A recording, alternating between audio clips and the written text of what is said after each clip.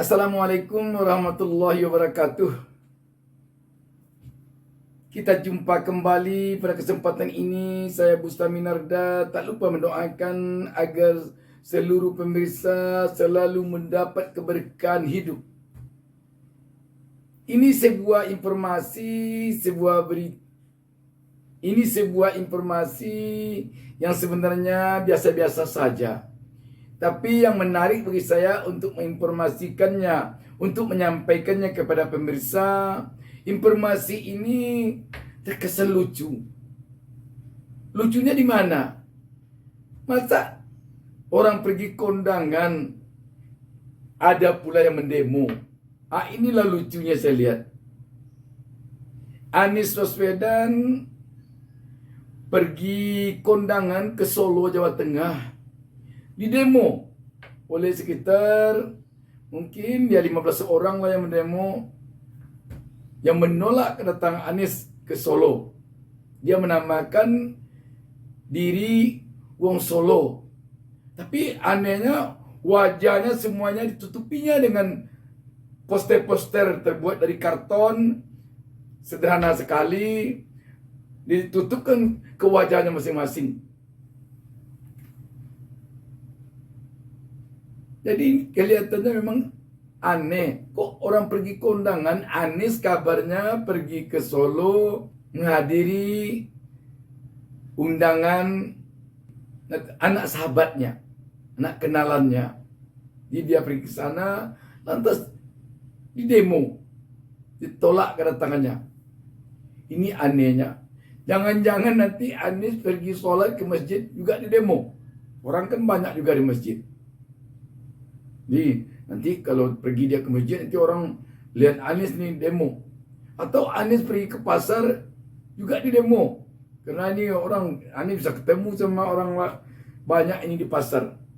Jadi artinya apa, sahabat? Kelihatannya saat ini ketakutan dari lawan politik Anies tampaknya sudah kelewat batas. Sudah teramat takut. Sehingga kemanapun Anies pergi, itu dikira dia akan bertemu dengan pemilih. Jangan-jangan nanti datang lagi pemilih, ada lagi orang yang simpati kepadanya, makanya ditolak.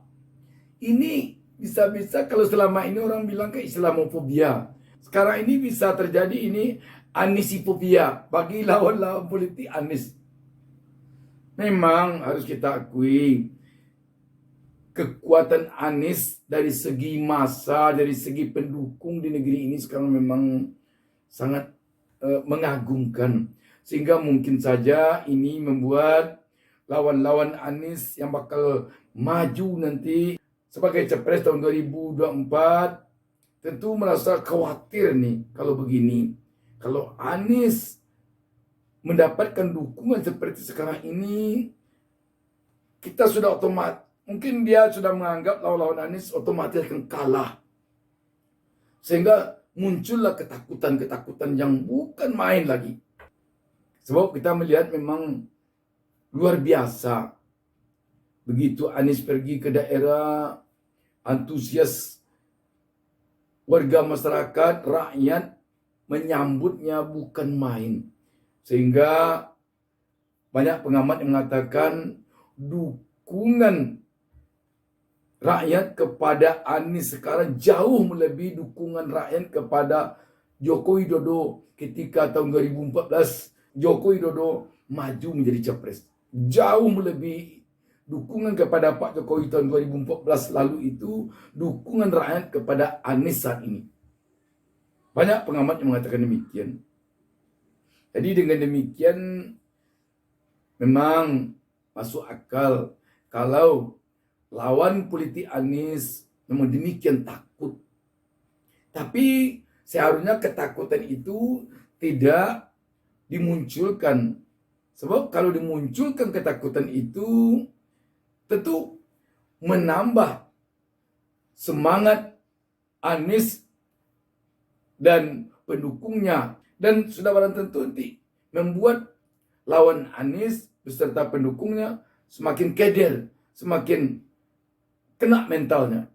Dengan melakukan demo seperti ini, Itu berarti lawan politik Anies telah memperlihatkan kepada publik bahwa dia memang sangat takut dengan Anies. Jadi demo-demo ini menambah simpati rakyat kepada Anies jadinya. Untuk apa demo begitu? Kalau hanya untuk menambah simpati rakyat kepada Anies, kan mikir rugi aja. Kalau sempat demo seperti ini dikasih amplop, sudahlah uang habis, demo ini membuat orang makin simpati kepada Anies jadinya. Sebaiknya tidak diperlihatkan juga ketakutan kepada Anies tersebut. Ini sudah kelewat mata kelihatannya ketakutan kepada Anies. Jadi sampai-sampai Anies pergi kondangan juga ditolak dengan demo, yang demonya belasan orang. Seperti di mana dulu tuh, waktu Anies pergi kemana, ke Makassar atau kemana itu, yang demonya juga seperti kayak gini, wajahnya ditutup dengan poster, dan demonya ya belasan orang, entah 15 orang, entah berapa orang, cuma 13 orang. Demonya di pinggir jalan lagi. Aduh. Jadi marilah kita hidupkan saja demokrasi ini. Menurut kita lebih baik tokoh-tokoh ini sama berjuang saja untuk mencari simpati rakyat secara fair. Jangan ketakutan itu sampai demikian berlebihan. Lebih baik sama maju aja. Kan sama-sama punya masa masing-masing. Sehingga semakin fenomena seperti ini dimunculkan ke tengah-tengah publik, maka semakin muncul berbagai opini di tengah masyarakat yang membuat Anies semakin naik dan lawan politiknya semakin down, semakin turun. Contoh, jadi penggeledahan dari KPK terhadap ruang kerja Ibu Khofifah, Gubernur Jawa Timur.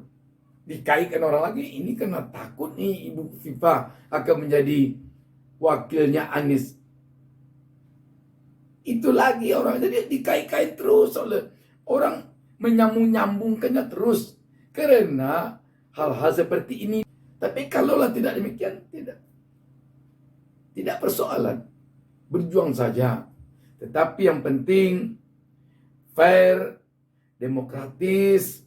Jangan ada tekan menekan kepada KPU. Jangan ada persekongkolan dengan pihak-pihak tertentu untuk mengalahkan Anies secara tidak fair, secara demokratis. Kalau itu dibuat nanti, rakyat akan semakin bersemangat lagi untuk melihat, untuk menyorot, dan untuk mengkritik hal-hal seperti itu.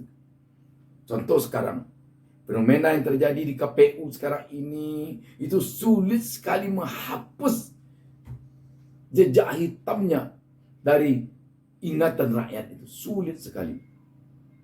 Tindaknya apa yang terjadi di KPU sekarang ini cukup sekali ini. Jangan ada lagi diulang fenomena seperti ini. Kalau dugaan-dugaan seperti ini masih juga berlanjut nanti, akan semakin menjatuhkan nama lembaga yang coba-coba bermain. Itu saja, ini berita kecil saya lihat, cuma menarik dan lucu. Demikian saja, wassalamualaikum warahmatullahi wabarakatuh. Jangan lupa subscribe.